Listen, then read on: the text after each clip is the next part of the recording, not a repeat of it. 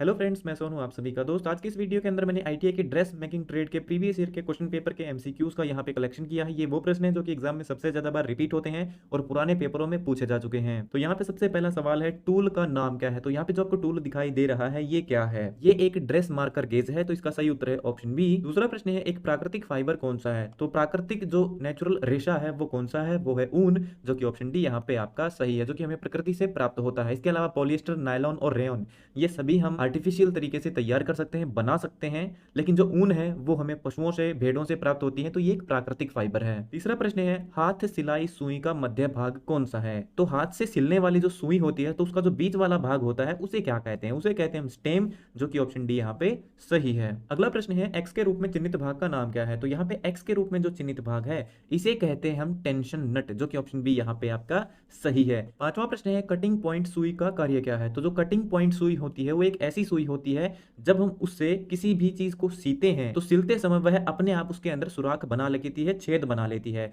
तो जो चमड़े की सिलाई होती है उसके लिए हम कटिंग पॉइंट वाली सुई का इस्तेमाल करते हैं, जिसमें पहले वह अपने आप छेद बनाती है, कटिंग करती है और उसमें से धागे को पिरोती है। तो सही उत्तर है ऑप्शन ए, चमड़े की सिलाई के लिए हम कटिंग पॉइंट सुई का इस्तेमाल करते हैं। छठा प्रश्न है, स्पोर्ट्स वियर के लिए किस प्रकार की जिप का उपयोग किया जाता है। तो स्पोर्ट्स वियर के जो कपड़े होते हैं उनमें ओपन एंड जिपर का इस्तेमाल होता है, जो कि ऑप्शन ए यहाँ पे सही है। सातवां प्रश्न है, सिलाई सुइयों का वर्गीकरण किससे संबंधित है। तो जो सिलाई वाली सुई होती है उनका वर्गीकरण उनकी लंबाई और मोटाई के आधार पर किया जाता है, तो सही उत्तर है ऑप्शन बी। आठवां प्रश्न है, सुई का नाम क्या है। तो यहाँ पे आप देखोगे तो ये जो सुई है ये थोड़ी सी टेढ़ी है, इसे हम क्या कहेंगे, इसे हम कहेंगे कर्व्ड। ये थोड़ी सी कर्व है यानी कि मुड़ी हुई है, तो ये एक कर्व्ड सुई है यानी कि टेढ़ी सुई है। नेक्स्ट क्वेश्चन से पहले मैं आपको इस ई बुक के बारे में बताना चाहता हूँ। ये ई बुक आईटीआई के ड्रेस मेकिंग ट्रेड के स्टूडेंट्स के लिए है। इसमें आपको 400 प्लस मोस्ट इंपोर्टेंट क्वेश्चंस देखने को मिलेंगे, जो कि प्रीवियस ईयर के क्वेश्चन पेपर और निमी क्वेश्चन बैंक से लिए गए हैं। अगर आईटीआई का कोई भी स्टूडेंट इस ई बुक से अपनी प्रिपरेशन करता है तो वह अपने एग्जाम में 100% सफलता प्राप्त कर सकता है। तो अगर कोई भी स्टूडेंट इंटरेस्टेड है इस ई बुक को लेने के लिए तो लिंक डिस्क्रिप्शन में दिया गया है, वहां से जाकर के आप इस ई बुक को परचेज कर सकते हो काफी अफोर्डेबल प्राइस में। नौवां प्रश्न है, सुरक्षा में पीपीई का अर्थ क्या है। पीपीई की फुल फॉर्म होती है पर्सनल प्रोटेक्टिव इक्विपमेंट, जो कि ऑप्शन सी यहाँ पे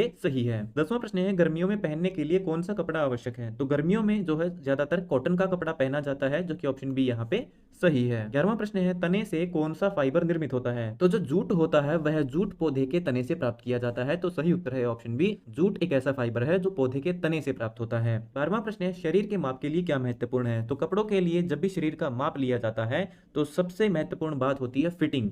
तो अच्छी जो फिटिंग होती है यह सबसे इंपॉर्टेंट है। 13वां प्रश्न है, सिलाई लगाने के दौरान और बाद में महत्वपूर्ण प्रक्रिया प्रेसिंग क्या है। तो सिलाई करने से पहले या फिर बाद में जो कपड़ों पे प्रेस की जाती है वो क्यों की जाती है, ताकि कपड़े के ऊपर झुर्रियां न रहें, उसमें गुलझट दिखाई न दें। तो सही उत्तर है ऑप्शन सी, झुर्रियों को दूर करने के लिए। अगला प्रश्न है, एक्स के रूप में चिन्हित भाग का नाम क्या है। तो एक्स के रूप में जो चिन्हित भाग है इसे कहते हैं प्रेशर फुट लिफ्टर, जो कि ऑप्शन डी यहाँ पे सही है। इसमें क्या होता है कि जो प्रेशर फुट होता है जिसके नीचे कपड़ा आता है वह उसको दबाए रखता है, उसको उठाने के लिए हम इसका इस्तेमाल करते हैं, इसीलिए इसे हम प्रेशर फुट लिफ्टर कहते हैं। अगला प्रश्न है, फिंगर गार्ड का क्या कार्य है। तो जो फिंगर गार्ड होता है वह हमारी उंगलियों की सुरक्षा करता है, तो इसका सही उत्तर है ऑप्शन बी, उंगलियों को खरोंच से बचाता है। 16वां प्रश्न है, एक्स के रूप में चिन्हित भाग का नाम क्या है। तो एक्स के रूप में जो चिन्हित भाग है यह सिलाई मशीन का वह भाग है जिससे हम हमारे जो टाके होते हैं उनके बीच की दूरी को फिक्स कर सकते हैं। जैसे एक टाका यहाँ पे लगा, फिर यहाँ पे लगा, फिर यहाँ पे लगा, लेकिन अगर मैं चाहूँ तो दूरी को कम कर सकता हूँ, बिल्कुल नजदीक नजदीक भी कर सकता हूँ और ज्यादा दूरी पर भी ये टाके कर सकता हूं। तो इनके बीच की जो दूरी है, ये जो गैप है, इसको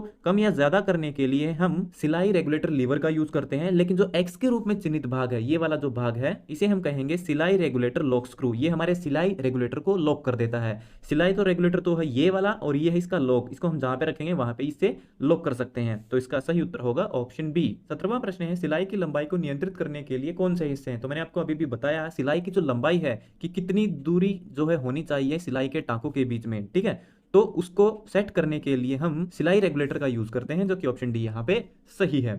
18वां प्रश्न है, थ्रेड ब्रेकिंग का उपाय क्या है। थ्रेड ब्रेकिंग, मान लीजिए आपका धागा बार बार टूट रहा है मशीन में, तो उससे बचने के लिए जो एक आसान सा उपाय है वो ये है कि हमें सही धागे का चयन करना चाहिए। तो 19वां प्रश्न है, कोने का नाम क्या है। तो इस रुमाल में आप देखोगे तो इसका जो किनारा है उसमें रुमाल के किनारों को फोल्ड करके, मोड़ करके उनको सिया गया, उनकी सिलाई की गई है। तो ये क्या है, ये ओवरलैपिंग कोना है, यानी कि इसमें क्या होता है कि एक जो किनारा है, कोना है, उसको मोड़ करके, ठीक है ना, इसके ऊपर चढ़ाया गया है, यानी कि एक के ऊपर दूसरा रखा गया है, तो जब भी हम एक के ऊपर दूसरी चीज रखते हैं तो वह उसको ओवरलैप करती है। तो ये क्या है, ये एक ओवरलैपिंग कोना है। तो सही उत्तर है ऑप्शन ए। 20वां प्रश्न है, जो गारमेंट में अधिक कार्यात्मक उद्देश्य के रूप में जाना जाता है। तो हमारे जो कपड़े हैं उनमें सबसे ज्यादा इस्तेमाल होने वाली जो चीज है वो क्या है, वो है हमारी जेब, जो कि ऑप्शन बी यहाँ पे सही है। तो दोस्तों ये था हमारा आज का वीडियो जो हो गया है कंप्लीट। उम्मीद करता हूँ ये वीडियो आपके लिए फायदेमंद रहेगा। अगर आपका कोई और सवाल है तो वो भी आप कमेंट बॉक्स में लिख के पूछ सकते हो। तो मिलते हैं हमारी अगली वीडियो में, तब तक के लिए नमस्कार।